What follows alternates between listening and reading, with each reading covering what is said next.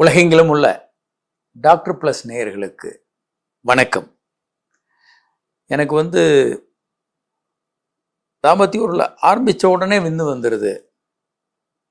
இது உலகம் முழுவதும் பெரும்பாலான ஆண்களுடைய குறைபாடு தான்.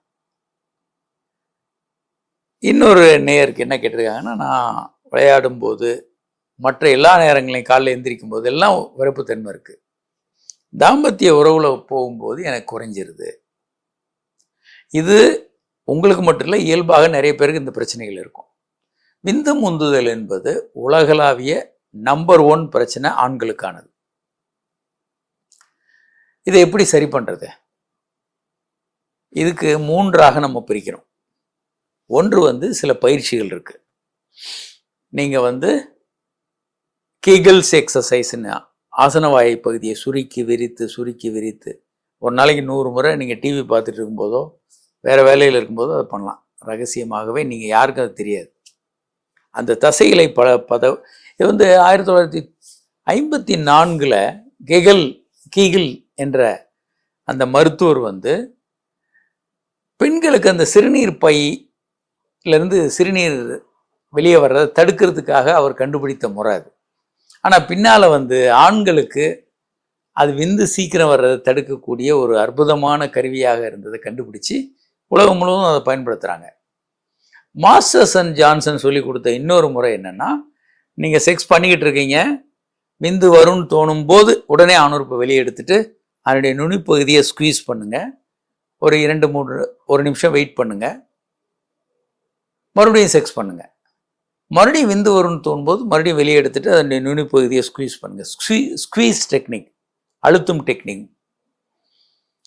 இந்த மாதிரி ஏராளமான ஆழமாக மூச்சை இழுத்து நிறுத்தி 1 2 3 4 5 6 சொல்லிட்டு ஸ்லோவாக மூச்சை விடுங்க.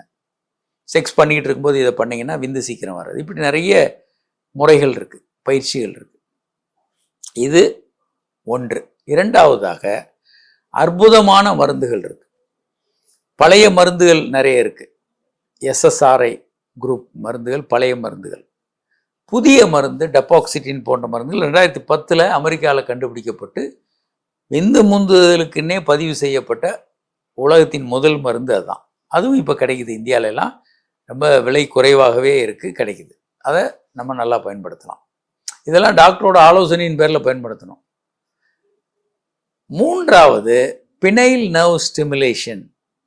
இது ஒரு அற்புதமான ரொம்ப நவீன சிகிச்சை. ஒரு கருவியின் மூலமாக ஆணுறுப்பில் நரம்புகளை பலப்படுத்தி விட்டுருவாங்க. இதை நாங்கள் நிறைய பண்ணுறோம், பிரமாதமாக இருக்குது. ஒரு 6-7 முறை பண்ணால் லைஃப் லாங்காக கூட உங்களுக்கு நல்ல இம்ப்ரூவ்மெண்ட் இருக்குது. இதில் என்ன லாபம்னா, இந்த 3ஐயும் நீங்கள் சேர்த்து பண்ணலாம்.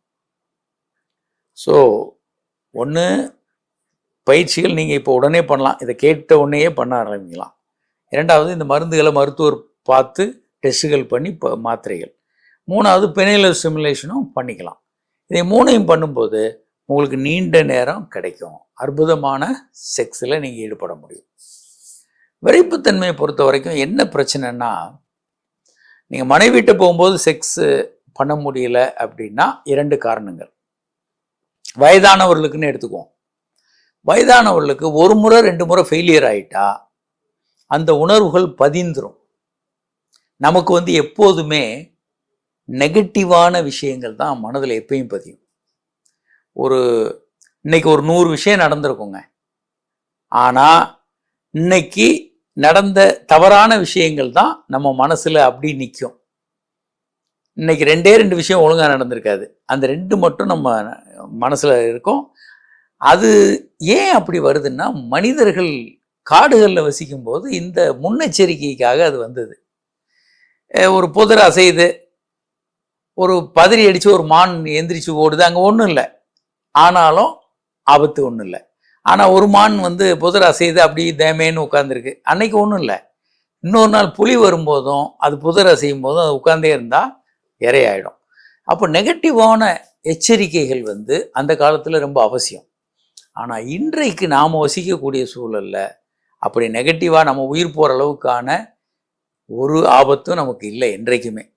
ஆனாலும் அந்த இயல்பான அந்த ஜெனட்டிக் காரணிகள் நம்ம உடம்புல இருக்குது.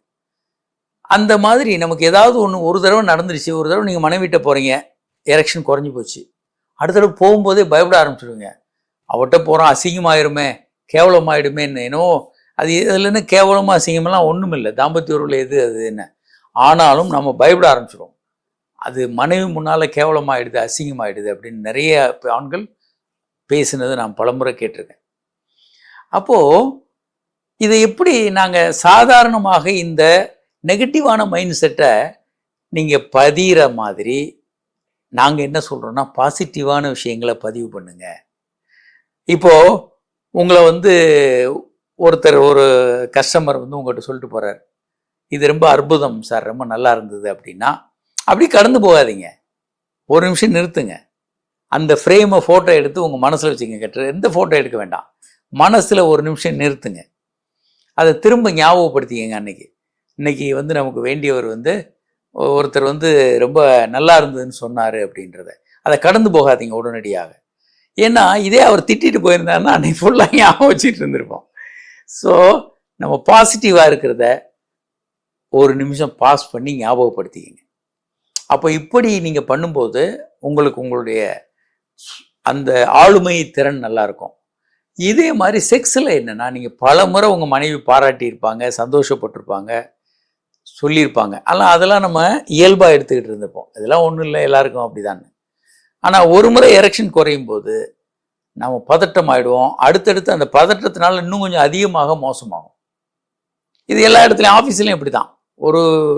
ஒருத்தர் அதிகாரியை பார்த்து பயப்பட்டோம்னா அடுத்தடுத்து நம்ம பயம் அதிகமாகிட்டே தான் இருக்கும், அவர் திட்டிடுவாருன்னு. அந்த மாதிரி அங்கே மனைவி முன்னால் பதட்டம் வந்துடும், எரெக்ஷன் குறைஞ்சிடும். இது ஒரு பார்ட். இன்னொரு பகுதி, கல்யாணம் ஆன முதல்ல இருந்து இந்த மாதிரி வருதுன்னா இது அன்கன்சுமேட்டட் மேரேஜ். இது ஒரு ஸ்பெஷல் என்டிட்டி, அன்கன்சுமேட்டட் மேரேஜ். திருமணமாகியும் உறவு கொள்ள இல்லாத நிலை. இது உங்கள் பிரச்சனை இல்லை, 100ல் 4 பேருக்கு இது இருக்கும். இது 100% சரியாகக்கூடியது. ஆனால் இது என்னன்னு தெரியாமல் செக்ஸ் ஆரம்பித்து பண்ண முயற்சி பண்ணுவாங்க, பண்ண முடியாது, பதட்டம் ஆகிட்டு ஆண்கள் பெண் பக்கத்திலே போகிறத பயப்பட ஆரம்பிச்சிருவாங்க. அது பல காரணங்களை சொல்லிக்கிட்டு வெளியே ஓடுறது, அந்த இடத்த விட்டு போகிறது, வேறு நிறைய குழப்பங்கள் பண்ணிகிட்டே இருப்பாங்க. இது 100% சரி செய்ய முடியுன்றது அவங்களுக்கு தெரியாது. கிட்டத்தட்ட ஒரு 75,000 தம்பதியில் நாங்கள் இந்த பிரச்சனையிலேருந்து சரி பண்ணி கொடுத்துருக்கோம். அற்புதமாக சரி பண்ண முடியும். அதுவும் ஒரு குறைந்த காலத்திலே இதை சரி பண்ணிடலாம். தம்பதிகளாக பாலியல் மருத்துவர் ட்ரீட்மெண்ட் எடுத்தாங்கன்னா கடகடன்னு சரி பண்ணிக்கலாம். இது ஒரு மெடிக்கல் ப்ராப்ளம், குழந்தை இல்லைன்ற மாதிரி இது ஒரு மெடிக்கல் ப்ராப்ளம். நீங்களே சரி பண்ண முடியுமா? பண்ண முடியாது. இது ஒரு மெடிக்கல் ப்ராப்ளம். கரெக்டான ட்ரீட்மெண்ட் எடுத்திங்கன்னா அற்புதமாக சரியாயிடும். அடுத்தடுத்து நீங்கள் வாழ்க்கையில் அடுத்த கட்டத்துக்கு போயிடுவீங்க. அப்போ இந்த 2 வகையாக இருக்குது. வயசானவர்களுக்கு வர்றது ஒரு விருப்பத்தன்மை குறைபாடு வரலாம். இது எனக்கு மட்டுமா வந்தது? கரெக்டாக நான் சொல்கிறேன். ஒரு மேசச்சூஸ் அங்கே மிகப்பெரிய ஆய்வு நடக்குது. அப்படியே அந்த மொத்த நகரத்தையே ஆய்வு நடத்துகிறாங்க. ஒரு 20,000 பேர்கிட்ட நடத்தின ஆய்வில் 40 வயதுலேருந்து 70 வயதுள்ள ஆண்களுக்கு கிட்டத்தட்ட 45% பேருக்கு ஆண்மை குறைவு இருக்குதுன்னு கண்டுபிடிச்சிருக்காங்க. அப்போ இந்த ஆண்மை குறைவு வர்றது ஒரு இயல்பான விஷயந்தான். இது ஒன்றும் நமக்கு ஏதோ ஆபத்தான விஷயம், நம்ம பயப்பட வேண்டியதில்லை. மற்ற நோய்கள், ஒரு ஜுரம் வந்தால் டாக்டர் போய் பார்க்குற மாதிரி ஆண்மை குறைவுக்கு மருத்துவர் அணுகி அதுக்கான சிகிச்சைகள் எடுத்துக்கலாம். சொல்லப்போனால் இன்றைக்கு உள்ள மருந்துகள் போல் வரலாற்றில் என்றைக்கு மனித உருவ வரலாற்றில் மருந்து இருந்ததில்லை. வாத்சாயனார் காலத்திலேருந்து இதுக்கான மருந்துகளை தேடிட்டு இருக்காங்க. சீன மருத்துவம், அது இந்தியாவில் இருக்கக்கூடிய அந்த காலத்து மருத்துவங்கள். ஆனால் பெரிய பலன் இல்லை. பெரிய பெரிய மாமன்னர்கள் எல்லாம் குழந்தை இல்லை, செக்ஸ் பண்ண முடியல, ரொம்ப என்னென்னவோ பண்ணி பார்த்துருக்காங்க. சில விலங்கோட கொம்பு, சில விலங்கோட ஆணுறுப்பு, இதெல்லாம் வச்சு சூப் போட்டு பண்ணி சாப்பிட்டெல்லாம் பார்த்துருக்காங்க. உலகம் முழுவதுமே பெரிய லாபம் இல்லை. ஆனால் 1998 முதலாக வயக்ரா போன்ற மருந்துகள் அறிமுகப்படுத்தப்பட்ட பிறகு இப்போ அதுலேருந்து 5-6 ஜென்ரேஷன் அடுத்தடுத்து வந்துருச்சு.